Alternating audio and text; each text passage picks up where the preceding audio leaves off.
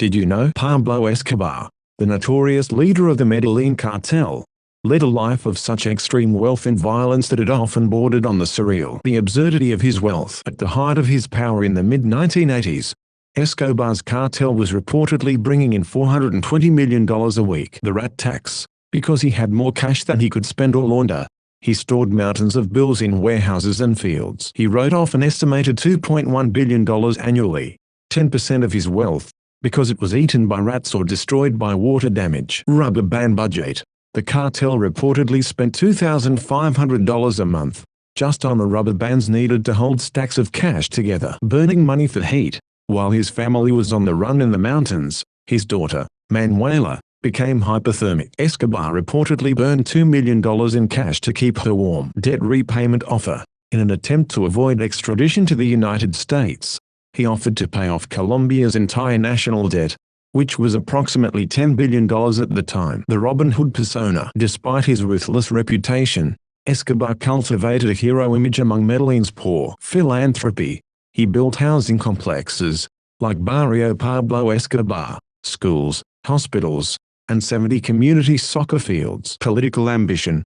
He was elected as an alternate to the Colombian Congress in 1982, which initially granted him parliamentary immunity. Extravagant lifestyle. Hacienda Naples. His 7,000-acre estate featured a private bullring, a collection of dinosaur statues, and a private zoo with elephants, giraffes, and hippos. Cocaine hippos. After his death, 4 of his hippos were left to fend for themselves. They eventually multiplied and are now considered an invasive species in Colombia. La Catedral. When he surrendered in 1991, he did so on the condition that he could build his own prison. It was a luxury facility featuring a nightclub, sauna, waterfall, and soccer field. Ruthless methods. Plata o plomo.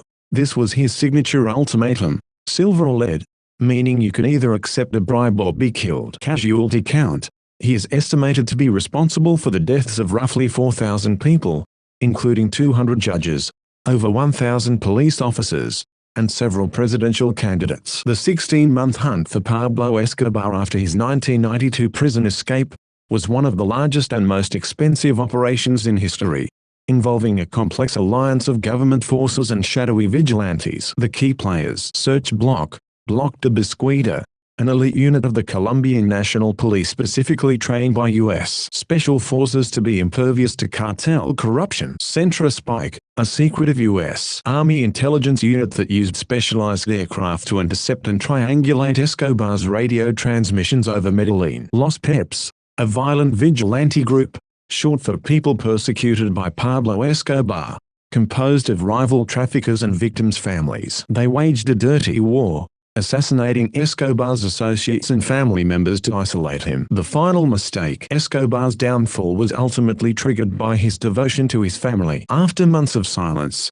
he began making frequent, longer than usual phone calls to his son, Juan Pablo, who was under government protection in a Bogotá hotel. Triangulation. On December 2, 1993, the day after his 44th birthday, Search Block technicians used handheld radio direction finding gear to pinpoint his signal to a middle-class house in the Los Olivos neighborhood of Medellin. The rooftop shootout. As the Search Block stormed the house, Escobar and his lone bodyguard, El Limón, attempted to escape through a back window onto the terracotta-tiled roof. Both were gunned down during the ensuing chase. The controversy. Who pulled the trigger? While the official report credits the Colombian National Police with a kill, several theories persist. Suicide theory. Escobar's son and brothers maintain he shot himself in the ear, his signature plan to avoid capture. Los Peps/snipers. Some accounts suggest a sniper from Los Peps, or a member of the elite Search Block team, delivered the final shot. The victory photo.